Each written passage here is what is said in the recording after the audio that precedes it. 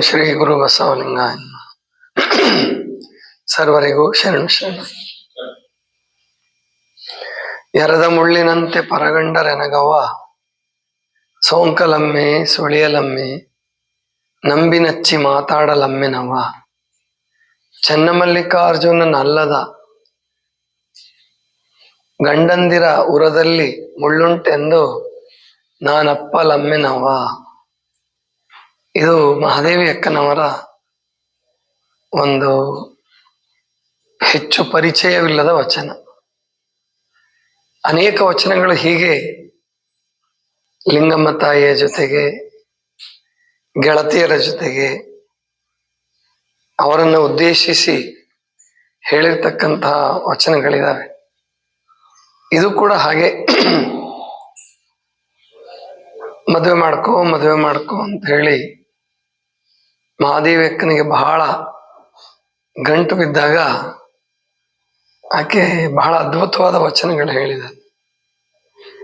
ಎರದ ಮುಳ್ಳಿನಂತೆ ಪರಗಂಡರೆನಗವ್ವ.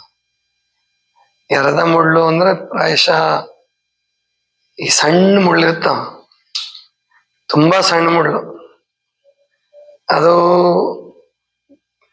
ತುಳಿದ್ರೆ ಎಷ್ಟು ಸಣ್ಣದಿರ್ತದ ಅಂದ್ರೆ ಮುರಿತದ ಒಳಗಡೆ, ಆದ್ರೆ ಕಣ್ಣಿಗೆ ಕಾಣಿಸಲ್ಲ ಸುಲಭವಾಗಿ. ಆದ್ರೆ ಅಳ್ಕದ್ ಮಾತ್ರ ಬಿಡಲ್ಲ. ಅದು ಅಂತ ಸಣ್ಣ ಮುಳ್ಳಿರುತ್ತೆ ಹೊಲಗಳ. ಅದ್ರಲ್ಲೂ ಎರೆ ಹೊಲದ ಜಾಸ್ತಿ ಕಾಣುತ್ತಾವ. ಅದಕ್ಕೆ ಎರದ ಮುಳ್ಳಿನಂತೆ ಪರಗಂಡರೆನಗವ್ವ. ಬೇರೆ ಪರಮಾತ್ಮನನ್ನ ಬಿಟ್ಟು ಈ ಮಾನವರ ಸಹವಾಸ ಅದು ಮುಳ್ಳು ತುಳಿದ ಹಾಗೆ. ಎರದ ಮುಳ್ಳಿನಂತೆ ಪರಗಂಡರೆನಗವ್ವ, ಸೋಂಕಲಮ್ಮೆ ಸುಳಿಯಲಮ್ಮೆ ನಂಬಿ ನಚ್ಚಿ ಮಾತಾಡಲಮ್ಮೆನವ್ವ. ನಾನು ಯಾವುದೇ ಕಾರಣಕ್ಕೂ ಲೌಕಿಕ ಗಂಡರನ್ನ ಮಾಡಿಕೊಳ್ಳಲ್ಲ. ಚನ್ನಮಲ್ಲಿಕಾರ್ಜುನನಲ್ಲದ, ಪರಮಾತ್ಮನಲ್ಲದೆ ಉಳಿದ ಗಂಡಂದಿರ ಉರದಲ್ಲಿ ಮುಳ್ಳುಂಟೆಂದು. ಹಾಗಾದ್ರೆ ಯಾವುದಿದು ಮುಳ್ಳು ಅಂದ್ರೆ ಭವದ ಮುಳ್ಳು. ಅಂದ್ರೆ ಜನ್ಮ ಜನ್ಮಕ್ಕೆ ಈ ಸಂಸಾರ ಬಂಧನ ಅನ್ನುವಂಥದ್ದೇನಿದೆ, ಆಸೆ, ಅಪೇಕ್ಷೆ, ಮೋಹ, ಇದು ಜನ್ಮ ಜನ್ಮಕ್ಕೆ ಕರ್ಕೊಂಡು ಹೋಗುತ್ತೆ ನಮ್ಮನ್ನ. ಒಂದಲ್ಲ ಒಂದು ರೂಪದಲ್ಲಿ ಎಳ್ಕೊಂಡು ಹೋಗುತ್ತೆ. ಆದ್ರಿಂದ ಮಹಾದೇವಕ್ಕೆ ಹೇಳೋದೇನೆಂದ್ರೆ, ಯಾವುದೇ ಕಾರಣಕ್ಕೂ ನಾನು ಈ ಭವದ ಅಂದ್ರೆ ಹುಟ್ಟು ಸಾವಿಗೆ ಒಳಗಾದಂತಹ ಗಂಡಂದಿರನ್ನ ಅಪ್ಪೋದಿಲ್ಲ ಅನ್ನುವ ಸಂಕಲ್ಪವನ್ನ ಮಾಡಿದ. ಅದಕ್ಕೆ ಲಿಂಗಮ್ಮ ತಾಯಿ ಇನ್ನೊಂದು ರೀತಿ ಹೇಳ್ತಾಳೆ, ಅಧ್ಯಾತ್ಮಕ್ಕೆ ನಿನ್ನ ಪತಿಯನ್ನಿರಿಸ್ಕೋ, ಆತ್ಮಕ್ಕೆ ಹೊರಗಡೆ ನಿನ್ನ ರಕ್ಷಣೆಗೆ ಮದುವೆ ಮಾಡ್ಕೋ. ಜನ ಅಪವಾದ ತಪ್ಪುತ್ತೆ, ನಿನಗೊಂದು ರಕ್ಷಣೆ ಸಿಗತ್ತೆ. ಅದಕ್ಕೆ ಎಷ್ಟು ಅದ್ಭುತವಾಗಿ ಹೇಳ್ತಾರೆ ಮಹಾದೇವಿ. ಯಾಕಂದ್ರೆ ಇಹಕ್ಕೊಬ್ಬ ಗಂಡನೇ ಪರಕ್ಕೊಬ್ಬ ಗಂಡನೇ, ಎರಡಕ್ಕೆ ಬಿಟ್ಟ ಕರುವಿನಂತೆ ಬಿಲ್ವ ಬೆಳವದ ಕಾಯ ಒಂದಾಗಿ ಹಿಡಿಯಬಹುದೇ ಚನ್ನಮಲ್ಲಿಕಾರ್ಜುನ. ಎಂಥ ಪ್ರಾಯಶಃ ಈ ಒಂದು ದೃಷ್ಟಾಂತವನ್ನ, ಈ ಒಂದು ಹೋಲಿಕೆಯನ್ನು ಯಾರು ಕೊಟ್ಟಿಲ್ಲ ಅಂತ ಕಾಣುತ್ತೆ.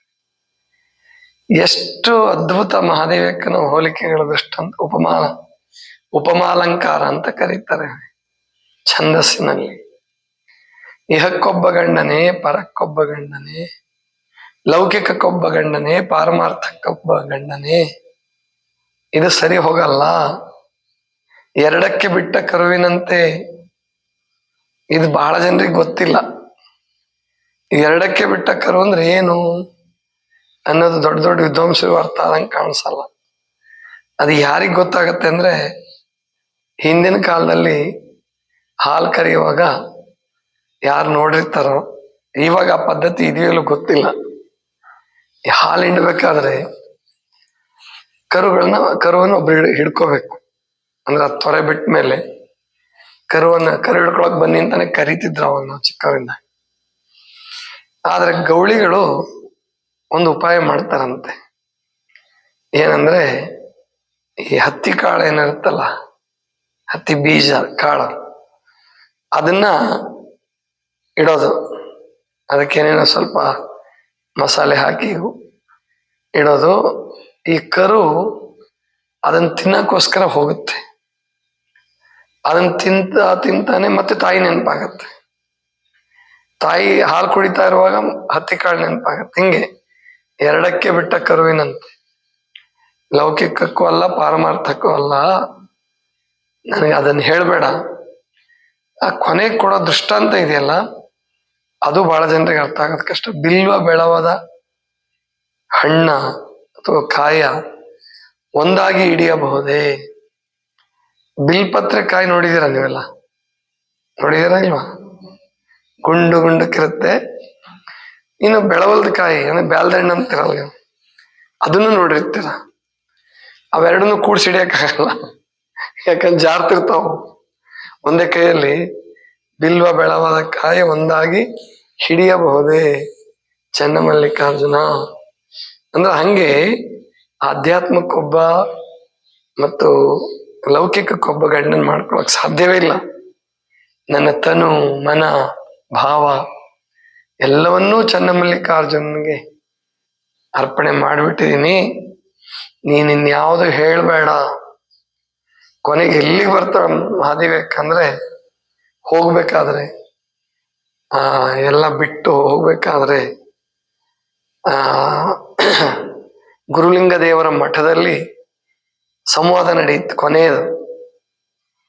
ಅಲ್ಲಿ ಲಿಂಗಮ್ಮ ದುಃಖಿಸಿ ಆಕೆನ ಹಿಡ್ಕೊಳ್ಳೋದು, ಒತ್ತಾಯಪೂರ್ವಕ ಹಿಡ್ಕೊಳ್ಳೋದು. ಆವಾಗ ಹೇಳ್ತಾಳೆ, ನಿನ್ನ ತಾಯ್ತನವನ್ನು ಅಲ್ಲೇ ಹೋಗ ಅಂದ್ಬಿಡ್ತಾಳೆ.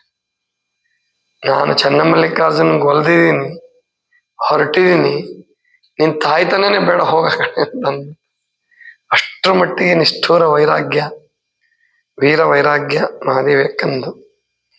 ಅಂತಹ ಅದ್ಭುತ ವೈರಾಗ್ಯ ತಾಳಿದ್ರು ಅಂತ ತಿಳ್ಕೊಂಡು ನಮ್ಮ ಕನ್ನಡಕ್ಕೆ, ಲಿಂಗಾಯತ ಧರ್ಮಕ್ಕೆ ಒಬ್ಬ ಮಹಾಯೋಗಿಣಿ, ವೀರ ವಿರಾಗಿಣಿ ಸಿಕ್ಕಿದ್ರು. ಇಲ್ಲದೆ ಹೋಗಿದ್ರೆ, ಒಂದ್ ವೇಳೆ ಕೌಶಿಕನಿಗೆ ಮನಸ್ಸೋತಿದ್ರೆ ಆಕೆ ಪಟ್ಟದರಸಿಯಾಗಿ ಇನ್ನೂ ಒಂದಷ್ಟು ಯುದ್ಧ ಮಾಡಿ ರಾಜ್ಯ ವಿಸ್ತರಣೆ ಮಾಡ್ಬೋದಾಗಿತ್ತು, ಏನೋ ಗೊತ್ತಿಲ್ಲ. ಅದೇನಾಗ್ತಿತ್ತೋ ಪರಮಾತ್ಮನಿಗೆ ಗೊತ್ತು. ಆದ್ರೆ ಯೋಗಿಣಿ ಆಗಿದ್ರಿಂದ ಇವತ್ತು 800-900 ವರ್ಷ ಆದ್ರೂ ನಾವಿನ್ನೂ ನೆನೆಸ್ತೀವಿ. ಎಲ್ಲಿ ತನಕ ಕನ್ನಡ ಭಾಷೆ, ವಚನ ಸಾಹಿತ್ಯ, ಲಿಂಗಾಯತ ಧರ್ಮ ಇರುತ್ತೋ ಅಲ್ಲಿವರೆಗೂ ಮಹಾದೇವಕ್ಕ ಎಲ್ಲ ಶರಣರು ನೆನಪಲ್ಲಿರ್ತಾರೆ. ಅಂತಹ ಅದ್ಭುತವಾದಂತಹ ವಚನ ಸಾಹಿತ್ಯವನ್ನ ಮಹಾದೇವಕ್ಕ ಕೊಟ್ಟು ಹೋಗಿದ್ದಾರೆ. ಇದಿಷ್ಟು ಇವತ್ತಿನ ಚಿಂತನ. ಸರ್ವರಿಗೂ ಶರಣ.